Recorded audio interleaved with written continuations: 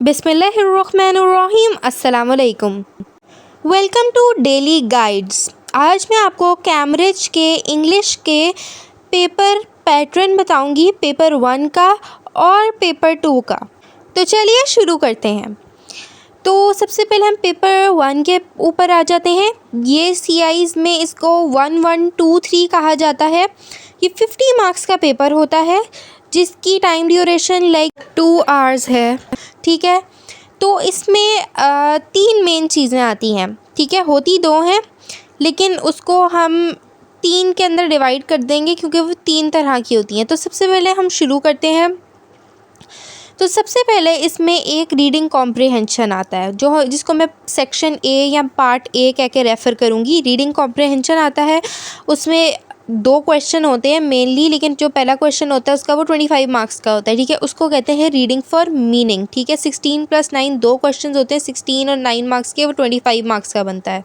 इस पार्ट को मैं सेक्शन A या पार्ट A करके रेफ़र कर रही हूँ। मैं आपको साथ में एक पूरा एक्स्ट्रा पेपर अगली वीडियो में करके भी दिखा दूँगी, और रीडिंग कॉम्प्रिहेंशन और जो जितने भी पार्ट्स हैं हमारे पूरे पेपर इंग्लिश के, मैं आपको अलग अलग से उन सब पे एक वीडियो भी बना के दिखा दूँगी। उसके बाद हम चलते हैं पार्ट B या सेक्शन B की तरफ। ठीक है, तो इसमें क्या होता है, इसमें जो सेक्शन B होता है वो समरी होती है। ठीक है, पहले जो हमें रीडिंग कॉम्प्रिहेंशन करना होता है, 2 टेक्स्ट दिए हुए होते हैं। ठीक है, रीडिंग कॉम्प्रिहेंशन हमें टेक्स्ट A से करना होता है और दूसरे टेक्स्ट से हमें समरी राइटिंग करनी होती है, which is called text B। ठीक है, इस पे जब तक आप एक पेपर नहीं सॉल्व करेंगे आपको समझ नहीं आएगी। आप इस पैटर्न को लेके इसको अपने ध्यान में रख के एक पेपर सॉल्व करें तो आपको बहुत अच्छी समझ आएगी। मैं आपको एक पेपर सॉल्व करके भी दिखाऊंगी ताकि आप लोगों को समझ आ सके नेक्स्ट वीडियो में।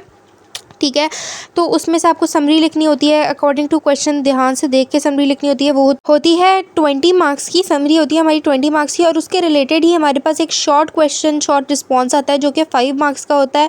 ये टोटल सेक्शन B होता है, ये भी हमें टेक्स्ट B से ही देख के करना होता है। तो ये टोटल 25 मार्क्स का क्वेश्चन बनता है पार्ट B का।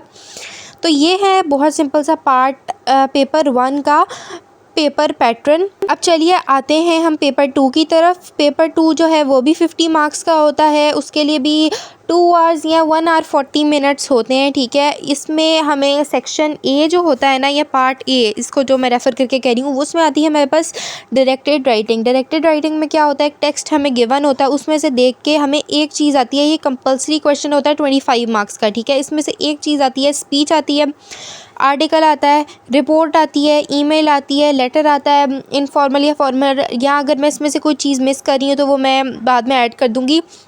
ये हमें चीज़ें आती हैं और ये जो है कंपल्सरी क्वेश्चन होता है। उसके बाद हम चलते हैं पेपर 2 के सेक्शन B की तरफ। ये भी 25 मार्क्स का होता है, इसमें हमारे पास 4 क्वेश्चन होते हैं। ठीक है, और उनमें से हमें एक करना होता है। 2 नैरेटिव राइटिंग के यानी स्टोरी के क्वेश्चन होते हैं, और 2 हमारे पास डिस्क्रिप्टिव राइटिंग के यानी डिस्क्रिप्शन लिखने के क्वेश्चन होते हैं। ये और उनमें से हमें एक करना होता है। 4 क्वेश्चन होते हैं, एक करना होता है।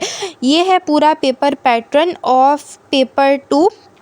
आई होप आपको ये समझ आई होगी। हर चीज़ पे इस तरह करके मैं सेपरेट वीडियो बना दूँगी आप लोगों के लिए, ताकि आपको ज़्यादा अच्छी तरीके से समझ जाए और आप ज़्यादा अच्छे तरीके से चीज़ें कर पाएँ। तो अभी मुझे इजाज़त दीजिए। अल्लाह हाफिज़।